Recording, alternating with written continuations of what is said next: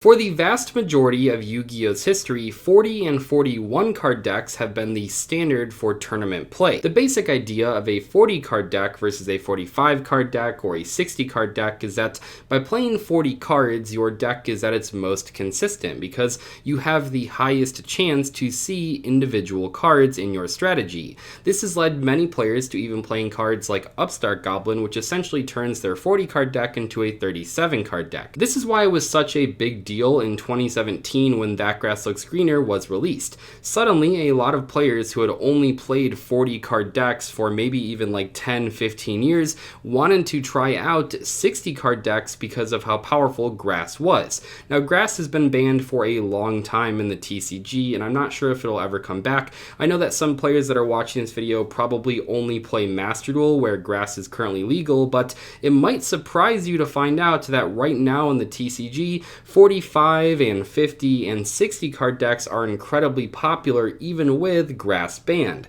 In today's video, I wanted to talk about why that is. I went to a regional qualifier last weekend, the first regional I've gone to in 2 years because events are finally back, and I saw a ton of players playing huge decks. What's cool though is that while I'm primarily going to focus on the Yu-Gi-Oh! TCG format for today's video, most of the lessons that I'm talking about when it comes to 60 card decks also apply to Master Duel as well. It's just in Master Duel you also have like the 3 of in your deck, That Grass Looks Greener, that when you draw it you basically instantly win the game. But let's talk about the TCG. Why are people suddenly playing 45, 50, and 60 card decks? Well, obviously over the years, people have played more than 40 cards before. I remember back in Danger Thunder, a lot of people played like 43, 44, 45 cards, but I think right now we are seeing a huge resurgence of these decks for a number of different reasons. Keep in mind when it comes to both the positive and negative side of playing a bigger deck,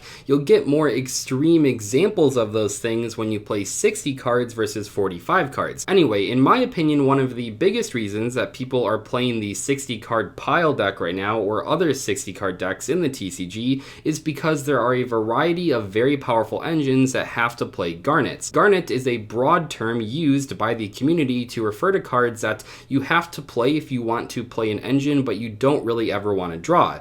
This term comes from Brilliant Fusion and Gem Knight Garnet. People would play 3 copies of Brilliant Fusion in like regular decks and 1 copy of Gem Knight Garnet, and you wouldn't want to draw the Garnet because then you couldn't use the Brilliant Fusion. Why would they only play 1 copy of Garnet in that case? Well, it's because they didn't want to play more copies of a brick. So in a 60 card deck, you can play a whole bunch of engines that all have 1, 2, maybe 3 Garnets, but you aren't as likely to draw those Garnets because now you are playing 60 cards. While not the only example, I think the recently released Adventurer Token engine is a very good extreme example of what I'm talking about here. So this engine plays about 6 Brilliant Fusion type cards, the 3 Water Enchantress and the 3 Right, but it also plays about 3 Garnets. You don't want to draw the Fateful Adventurer, you don't want to draw the Griffin, and you don't want to draw the Equip spell. So in that case, you have 6 cards you want to draw and 3 cards you don't want to draw, so then it might make sense to increase your deck size count to reduce the chances of drawing those bricks.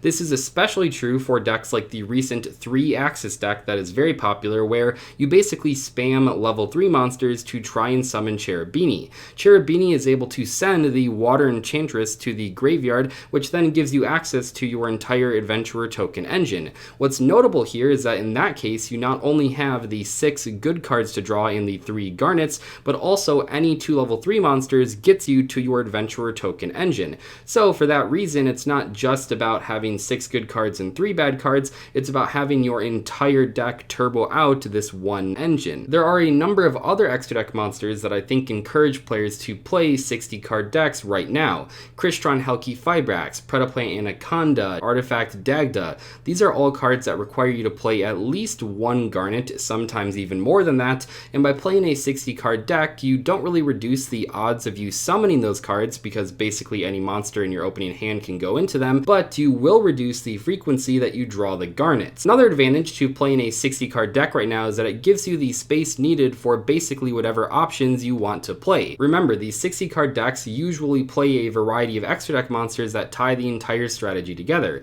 You don't have to open any specific starter in your deck if your main end goal just requires you to summon Helki Fibrax, because all that takes produces one tuner plus any other monster. So you can play Punks, you can play Tenyis, you can play the Rose Dragon engines all in the same deck, but you don't really care which one you open because they all lead to the same monster. And when it comes to the 60 card deck, on top of all of these different extenders and starters that you're already playing, you get to play basically 3 of every relevant hand trap in the entire game.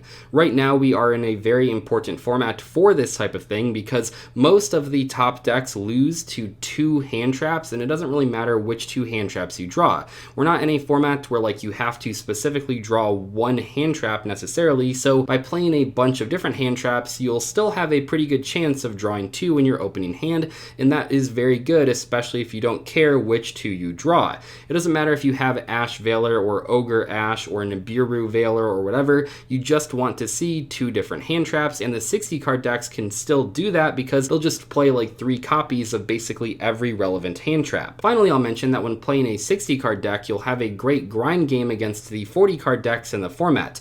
You'll have more engines than the 40 card deck could ever put into their deck. You might also have extra copies of cards that the 40 card deck players aren't willing to play more than 1 copy of. For example, a lot of 60 card decks right now are playing a second copy of Fateful Adventure. It's not really a card that you want to draw, but by having the second copy, your Adventurer token engine does a lot more in the later stages of the game, because if the first Fateful gets destroyed by a Ghost Ogre or anything like that, you'll have a second copy in your deck. But hold on a moment, that all does sound pretty crazy, right? And it makes 60 card decks sound very good. But remember, 60 card decks are not perfect, so let's talk about some downsides of playing a bigger deck. Because while it is true that 60 card decks are very popular right now, a lot of players are still just playing like 40 to 45 cards. So for example, in a 60 card deck, which I did kind of mention earlier, you are way less likely to draw individual cards. Now for the most part here, I'm not really talking about the actual engine in the 60 card decks because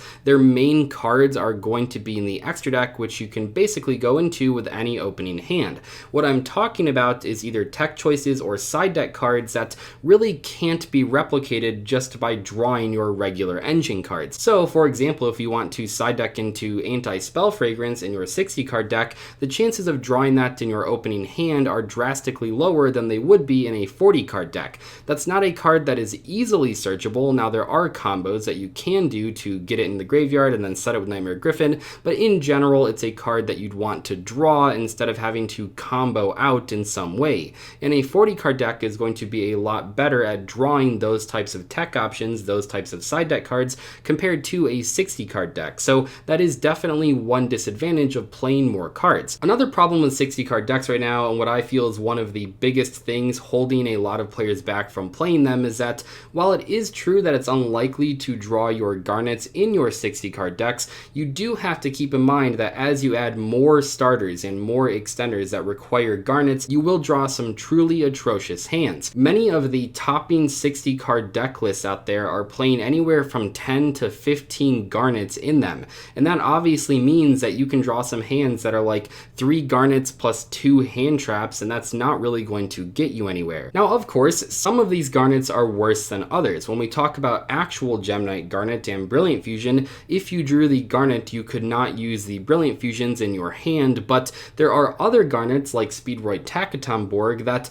don't really suck to draw that much. It's just you would have rather searched them for free. So we call these ones Takatomborgs because we used to play 3 copies of Speedroid Terratop and 1 copy of Speedroid Takatomborg. That's very similar to the setup of Brilliant Fusion, but the difference here is that while Speedroid Terratop could grab the Takatomborg for free, if you did happen to draw the Takatomborg, you could still special summon the Terratop and then special summon the Takatomborg right from your hand.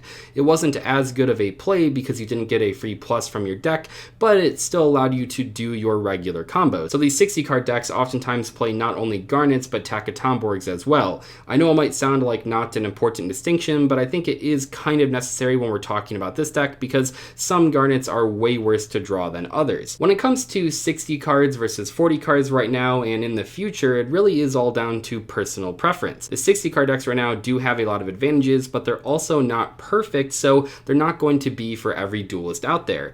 But maybe you can find a compromise and play a 45 card deck or a 50 card deck that won't have the extreme advantages of a 60 card deck, especially when you do play against someone that has more cards than you, but it does have many of those advantages advantages compared to a 40 card deck without as many disadvantages like a 60 card deck would have. It's all up to you, and I think this format is pretty open when it comes to deck size, but let me know in the comment section below how many cards you're currently playing in your main deck in the Yu-Gi-Oh! TCG format. Anyway, I'll see you guys later. Thank you so much for watching today's video. Goodbye.